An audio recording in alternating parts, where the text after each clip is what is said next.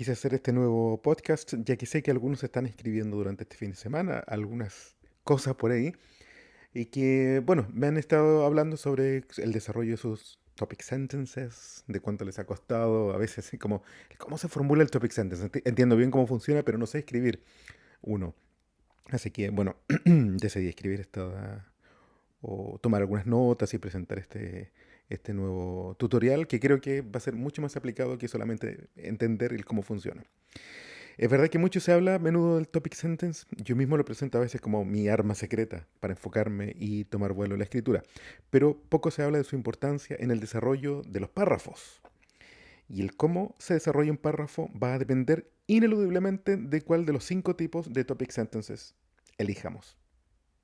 Ya sé, nunca hemos hablado de los tipos de topic sentence, pero ahora lo vamos a hacer. Y con ejemplos. Tomen nota.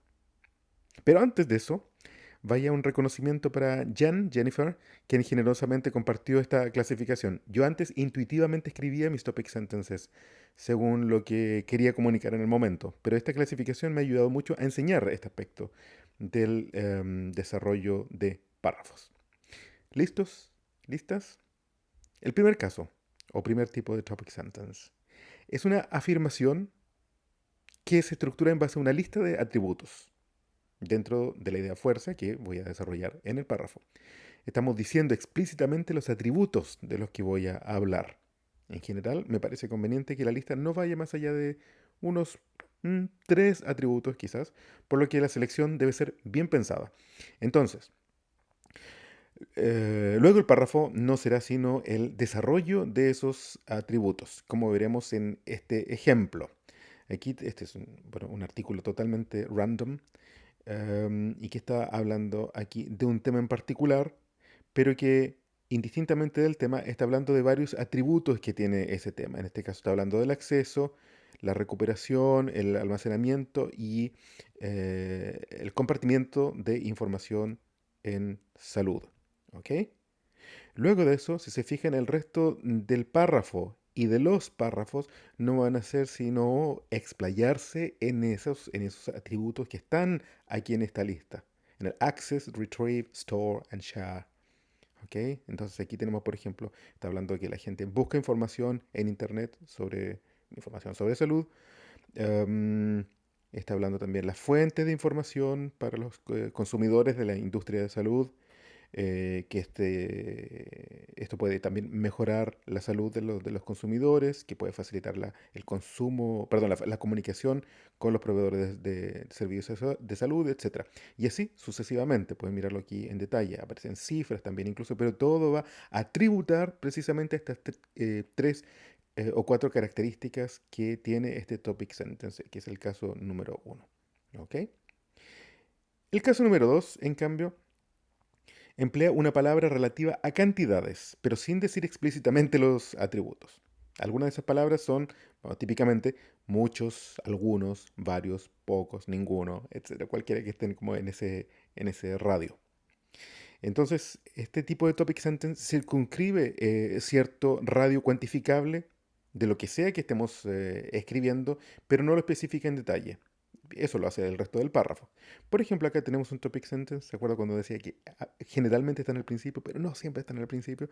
Bueno, aquí justo en este caso no está al principio. Pero lo importante que quiero mostrar aquí es que está empleando este cuantificador que es más genérico, palabras relativas a cantidades. Por ejemplo, aquí dice que hay varias implicancias que tiene este proyecto de ley.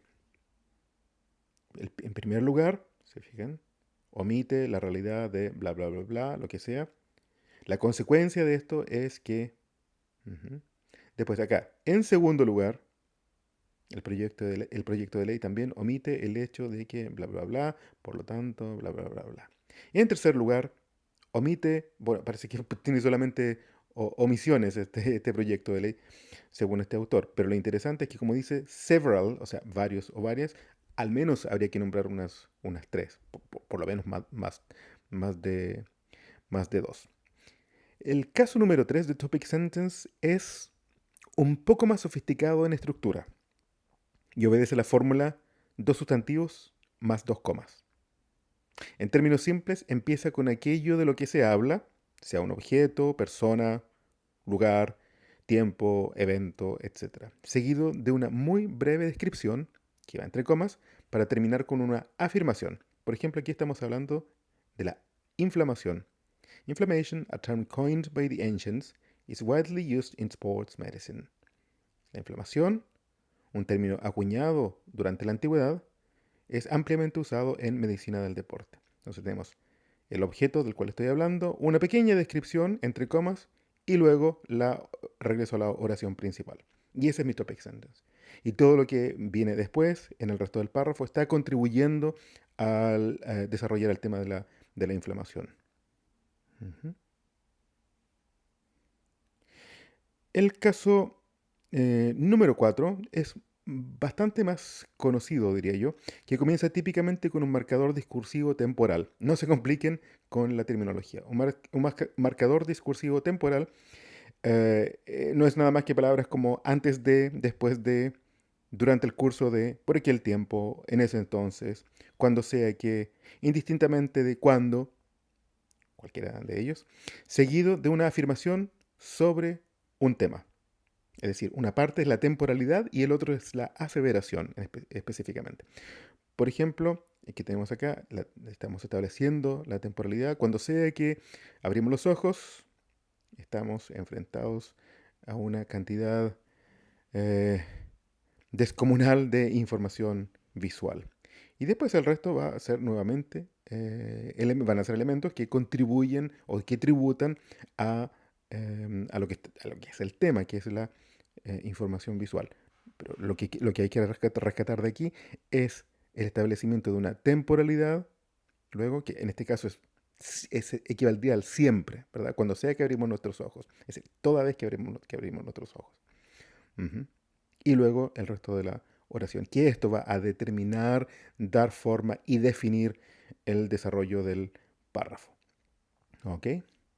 Y el caso número 5 es tal vez el más identificable de todos. Es una afirmación que es llamativa, provocativa o en algunos casos también controversial.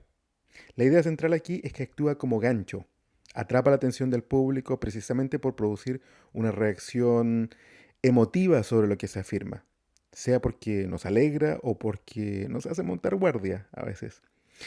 Por ejemplo, en este caso, está hablando del capitalismo. Good capitalism is the most dynamic system in the first place because it offers the widest diffusion of initiative. No estoy muy seguro de eso. Pero es algo que el autor seguramente puso allí de manera intencional para atrapar nuestra atención, para captar nuestra atención, sea porque estemos de acuerdo o porque estemos a favor. Pero aún así es un elemento discursivo interesante, es un recurso, básicamente, que está empleando para atraer nuestra atención y seguir leyendo lo que continúa en el argumento. Y por ejemplo, aquí está diciendo, está hablando de la cantidad de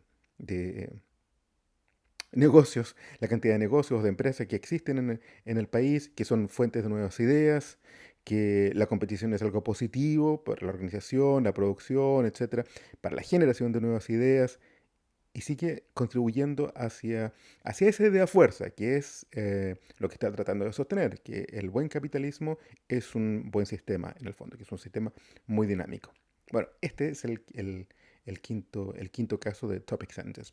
Recuerden que esto es solamente un ejercicio para aprender la mecánica de la escritura. Pueden intentar distintas variaciones, probar distintos tipos de topic sentences en sus escritos y seleccionar el que mejor se adapte a su argumento.